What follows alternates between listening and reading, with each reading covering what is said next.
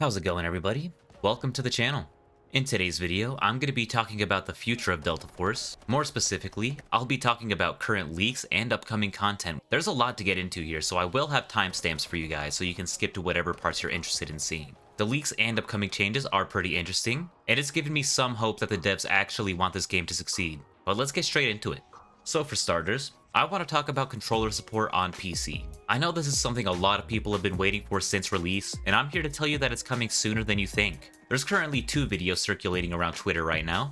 One video is leaked gameplay of somebody playing a Warfare match on Ascension with a controller. The image itself is pretty low quality, but if you look closely, you can see the overall shapes of what seem to be the left and right bumpers on an Xbox controller. And the other video is of somebody scrolling through the settings with a PlayStation controller. According to the Delta Force Hot Ops website, we should see controller support in the game sooner than later, with testers reporting a generally positive experience despite a few minor issues. Aim assist is also mentioned, and according to playtesters, we should be expecting a more balanced approach in comparison to other competitive shooters, with the aim assist appearing to be weaker than games like Apex, potentially offering a middle ground that aids precision without compromising competitive integrity. This is definitely good to hear. I personally can't stand Apex because of how strong the aim assist is in that game, and the same goes for Call of Duty as well. Somehow Warzone is manageable, but regular 6v6 is a nightmare to play because of how often I'm being flawlessly tracked by controller players. I wouldn't doubt it if there's going to be a few things that need tweaking after release, but I have high hopes that aim assist won't be a chore to deal with.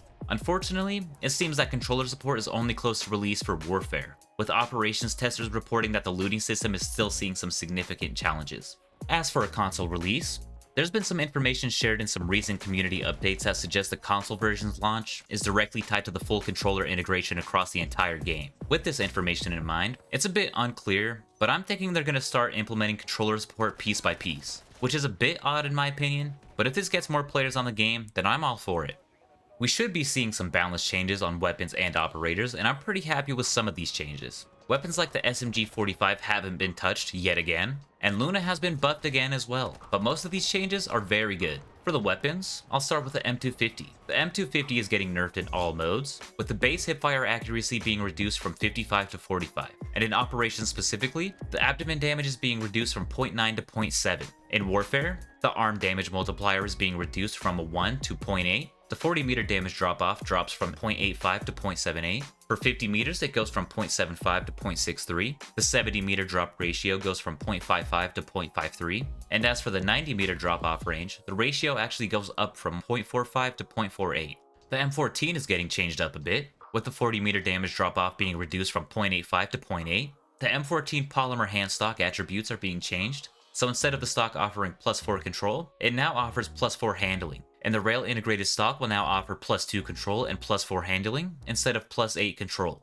The SG-552's base damage is being increased from 22 to 24, and the armor damage is being increased from 30 to 31. The first damage drop-off is being decreased from 55 meters to 35 meters, with the drop-off ratio remaining at 0.85. As for the second damage range drop-off, it's being decreased from 90 meters to 65 meters, with the drop-off ratio increasing from 0.7 to 0.75. The AK-12's damage drop-off at 40 meters is being buffed, going from 0.75 to 0.9, with the 70 meter ratio being increased from 0.7 to 0.75. The AUG's headshot multiplier is being buffed, going from 1.9 to a solid 2 times multiplier, and the upper chest multiplier is being increased from 1 to 1.1. The 60 round drum mag is going to offer better handling, going from -12 handling to -6. The Vanguard barrel now offers +4 control, +2 handling, +4 stability, and -8 accuracy. The integrated scope barrel now offers +4 control, -4 handling, +4 stability, and -12 accuracy. And the integrated suppressor barrel now offers +12 control, -10 handling, +6 stability, and -16 accuracy. The QBZ's headshot multiplier is being increased from 1.9 to 2.3, and the CI-19 and the QJB's headshot multiplier is being increased from 1.9 to 2.1. We'll also be seeing a new type of ammo, that being the 300 BLK subsonic rounds. As for shotguns, the chance to cause a bleeding effect has been significantly reduced. Moving on to the Warfare changes now, and the SR3M is being nerfed yet again. The arm damage multiplier is being reduced from 1 to 0.9, the 25 meter drop-off ratio is being decreased from 0.7 to 0.65, the 35 meter drop is going from 0.6 to 0.55, and the 45 meter drop is going from 0.5 to 0.45. Apart from that, there will be some weapon pool changes as well. The K416, the K437, and the 725 will be making their way into the Assault class, and according to this leak, the Recon class is getting some weapons split between the two operators, with Hackclaw gaining access to the K416, the PTR32, the 725, and the S12K, and Luna will now be able to use the QBZ and the PTR, but hopefully this is just one big addition to the Recon class as a whole. As for the engineers, you will be able to use the QBZ, the AK-12, and the 725, with the 725 also making its debut to the support class. Saniva will also be seeing some changes across the board, with the armor cooldown time being reduced from 60 seconds to 45 seconds. The armor retracting animation has been changed, so it'll start by removing the helmet, then retracting the shield. The throwing range of the barbed wire grenade has been increased, and the amount of melee hits it takes to destroy the barbed wire has been increased from 3 hits to 5 hits. And according to this leak, the Sonic Trap, the Air Shell Launcher, Volt Arrows, Incendiary Grenades, and the Whirlwind Disc will now make Saniva move his shield and expose his body upon contact. And in Operation specifically, the armor stamina recovery is being changed slightly. Now it'll begin to drop at 0 seconds and will drop by 10% at 45 seconds, and it'll drop again to 50% at 90 seconds. And for anybody that's tired of getting bashed by Saniva's shield, you're in luck. Because now, after 3 consecutive bashes, you'll be given 5 seconds of knockdown immunity. And to finish off Saniva's operations changes, the grapple hook retract time is being reduced from 0.8 seconds to 0.7 seconds. As for warfare, Saniva will now be able to use all class gadgets, including the welding gun and the up-and-coming flamethrower. Shepard's grenade cooldown time has been reduced from 55 seconds to 45 seconds in operations. Uluru's loitering munitions collision volume has been reduced, which means that it'll be harder to destroy with gunshots. And in operations, the incendiary cooldown time has been reduced from 55 seconds to 45 seconds, with the damage delay from the incendiary being increased from 0.25 seconds to 0.5 seconds. The damage profile of the incendiary has been changed slightly, so instead of dealing 16 damage, it'll start by dealing 8 damage, with it increasing to 20 damage after burning for 1.5 seconds. And of course, the damage will reset upon leaving the flame's radius. Luna's wall hacks when triggered by Volt Arrows has been increased from 0.5 seconds to 1 second. Her grenade cooldown time is also being reduced to 45 seconds in operations. And the Volt Arrow rebound has been fixed to 1 single rebound. In operations, Toxic's Dragonfly Swarm cooldown time has been reduced from 120 seconds to 90 seconds, with the max number of blinding grenades being increased to 2 whole grenades instead of just 1. But that comes with the trade. The cooldown time will be increased from 35 seconds to 55 seconds.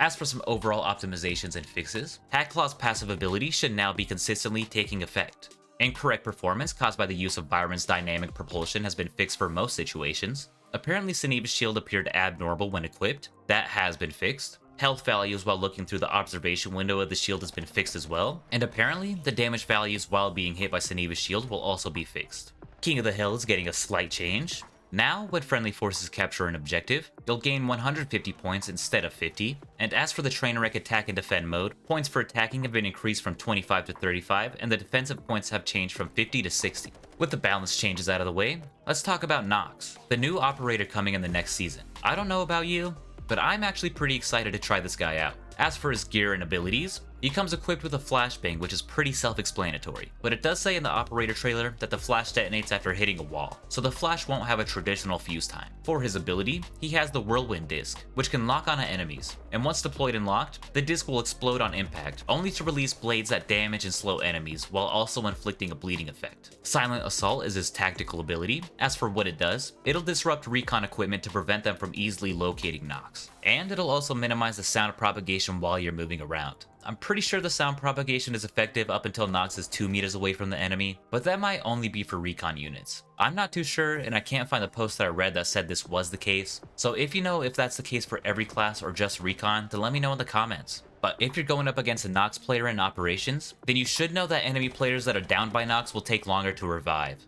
So you'll have to be careful going for any risky revives mid-battle. We're also seeing some technical improvements across the board. Footstep audio is going to be reworked slightly so it's easier to tell if an enemy is above or below you. We'll also be seeing some improvements to movement mechanics, including improved climbing without momentum loss. Peeking has also been fine-tuned, meaning that head glitching won't be as effective and will force enemies to expose themselves a bit more during combat. And kill cams should be arriving soon. There isn't a specific time frame, but I would expect it to be released at the end of Season 4 at the latest. We're also going to be seeing a new destruction event on Threshold. The C1 building will now be able to be completely destroyed if hit with enough guided missiles. And now, it's time for some upcoming additions and changes coming to Warfare specifically. New equipment is coming into the game, and it's in the form of a flamethrower. I have no idea what the damage and range profiles will be like, but it seems to be pretty decent. Besides that, a new vehicle is making its way into Warfare, and that is the GTQ-35 light tank. This tank is a 3-passenger vehicle that's designed to deliver solid performance in a variety of situations. This tank will feature a 105mm rifled gun as its main weapon, capable of holding 38 rounds, with a coaxial machine gun as its secondary. As for its speed, the GTQ can reach speeds up to 70 km per hour on roads and 50 off-road. That's going to be 43 and 31 miles per hour for us Americans out here.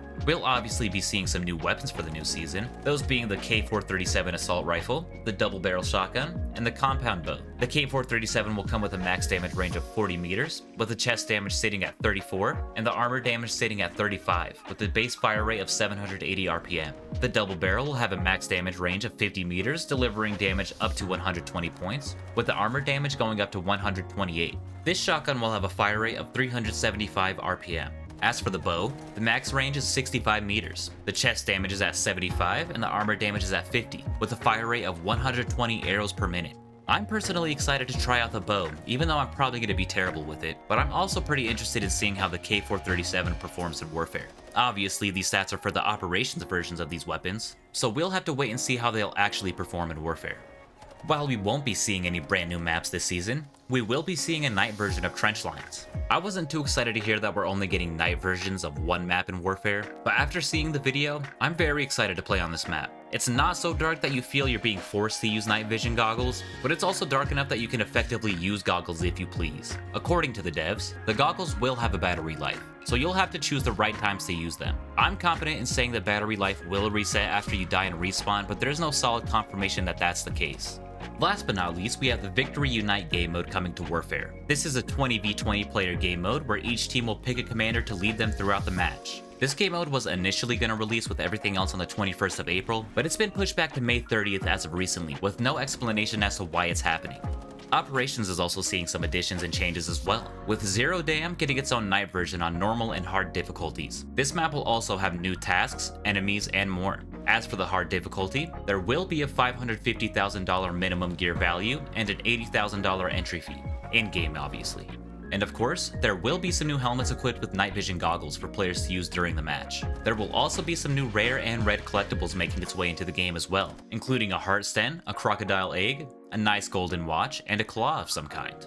But as far as I'm aware, that's all there is to talk about regarding the new season coming out on April 21st. So what are you most excited for? I am a bit disappointed that Operations is receiving more love than Warfare yet again, but regardless, I'm feeling pretty good about this season update. The Victory Unite game mode sounds pretty interesting, but I don't think I'll try it because I don't really want to be chosen as a leader in all honesty.